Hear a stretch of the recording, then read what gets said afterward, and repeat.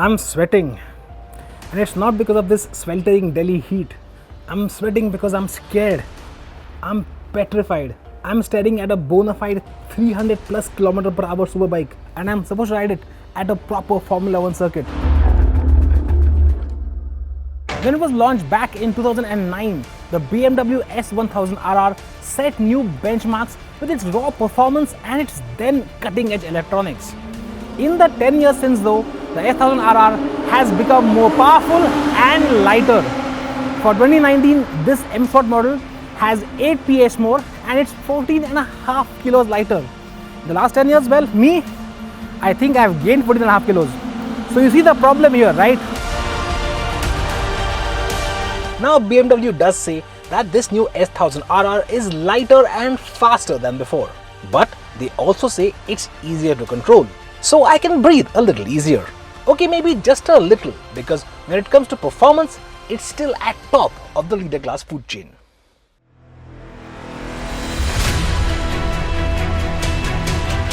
Now this engine does retain its cubic capacity, but the one big change here is what BMW calls shift cam, which is basically variable valve timing.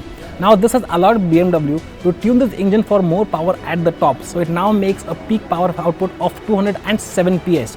But while the peak torque has remained unchanged, the motor now makes 100 Nm of torque from 5,500 RPM. Now you might say 5.5, well, that's quite high. For a motor that redlines at 14,500 RPM, that's actually quite low, and you'll find yourself in that RPM range very, very easily. Which means riding this bike in pretty much any condition has become so much easier, whether you're at slow speed in the city or whether you're gunning it on the racetrack. And especially on the racetrack, when you do gun it, it's something else. At 9,000 RPM, the second cam kicks in and there's another surge of power that really drives this bike to some crazy triple digit speeds. Now the power delivery never gives you a kick like it does in something like a V4, but you get this linear push from pretty much any RPM all the way up to its red line. Funnily enough, this motor doesn't have the refinement of the Japanese inline fours. You do get some buzz in the bars and foot pegs around 7 to 8,000 RPM. One of the key changes to the 2019 S1000RR have been in the ergonomics. Now it does still feel like a proper supersport bike in every way, but the first thing to notice, of course, is the fuel tank. On the older bike, it was a lot wider, the bike felt very big. Now though, it's a little smaller in capacity and it's also become much narrower. So when you're riding, it feels like you're on a much smaller bike, and that is certainly a good thing. Now the bars are still quite low, so it does have the required aggression of a sport bike on a racetrack. But it's not so low that it's actually difficult to ride it on a daily basis. I can see this bike being taken to office pretty much every day. And of course, being a super sport, you do have a fairly tall seat height, which means shorties will still struggle to get their feet on the ground. And while the bike has overall become narrower, don't expect this to match the narrowness of something like a Ducati V4 or something with a V-twin engine.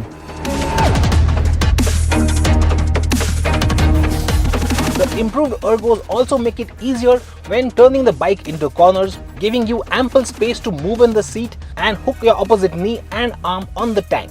And the rate at which this new S1000RR can turn is just amazing. The new flex frame, which has the engine as an even more stressed member of the chassis, along with the tightened rake and the reduced curve weight, endowed this bike with incredible agility. And the longer wheelbase gives it the required stability when you are powering it down the straights as well. There's completely new suspension at work here too. The front gets a fully adjustable Marzocchi fork and also has the option of dynamic damping control. This automatically adjusts damping every 10 milliseconds based on the selected riding and suspension modes. And at the rear, there's a new fully adjustable linked monoshock. That swing arm, that's brand new as well, and it's underbraced. BMW says that this design allows the rear tire to get pushed into the ground under acceleration, which means when you open the gas coming out of a corner, you have much more grip at the back. But while this S1000RR has become a lot nimbler than ever before, this model, this M Sport, has become even easier to steer, and the reason for that are the wheels. These wheels are carbon fiber and they are much lighter than the normal forged wheels. So that makes the steering just so light and delicate. Even if you're moving the bike around in the parking, the front end feels so easy to steer. And out on the track, just the slightest input to the bars drops the bike into the corners just so quickly.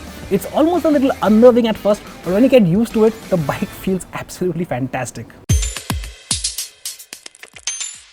Honestly though, someone like me wouldn't have been able to stay on this new S1000RR if it wasn't for the electronic assist systems. A 6-axis IMU has allowed for finely tuned dynamic traction control, multi-level wheelie control, rear wheel lift protection, and even cornering ABS. The bi-directional quickshifter is superb too, providing seamless up and down gear changes. The surprising part is, while changing up under half throttle, it's smoother than Ducati's DQS system as well.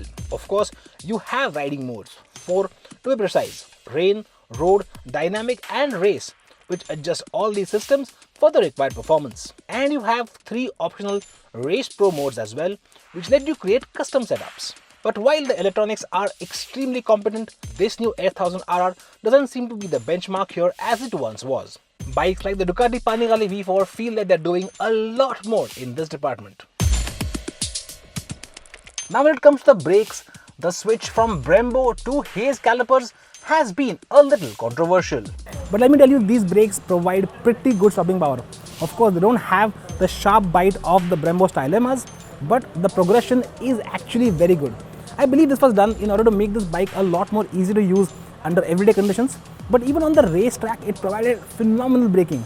Braking from 270 down to 100 on the back straight was just so easy with just 2 fingers on the lever. Not only is the S1000RR mechanically brand new, it looks completely different than before. Some of the sharp lines have gone and the bike now has a slightly curvier profile. This face is not typically BMW now, is it? It doesn't have those mad asymmetric headlights that the previous bike had.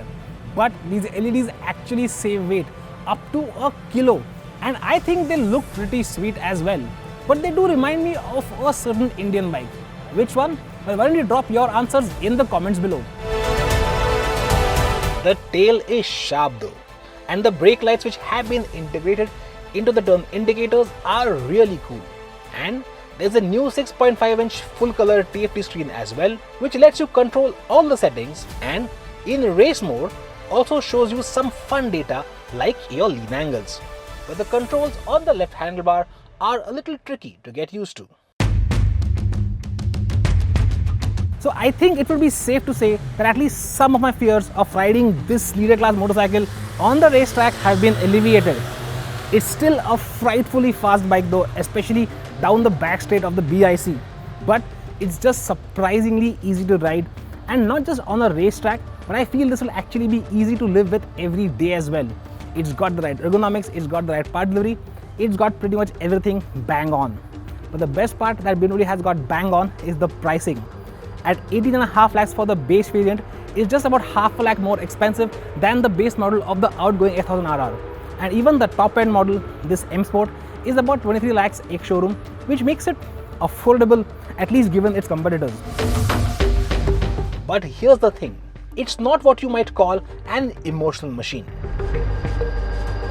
If you want a superbike that speaks to your heart, well, you might have to go the Italian way.